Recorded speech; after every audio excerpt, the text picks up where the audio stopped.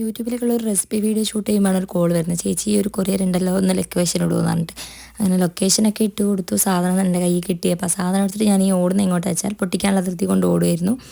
അങ്ങനെ വേഗം ഒരു കത്തിയൊക്കെ എടുത്തു അത് പൊളിക്കാൻ വേണ്ടി നോക്കുമായിരുന്നു. അങ്ങനെ വീഡിയോ എടുക്കലും പൊളിക്കലും എല്ലാം കൂടെ എനിക്ക് നടക്കാത്തതുകൊണ്ട് ഉമ്മ വന്നു. അങ്ങനെ ഉമ്മ പറഞ്ഞു ഞാൻ ഓപ്പൺ ആക്കി തരാമെന്ന് പറഞ്ഞു. അങ്ങനെ പിന്നെ ഫുൾ ഓപ്പൺ ചെയ്യുന്നതൊക്കെ ഉമ്മയാണ്.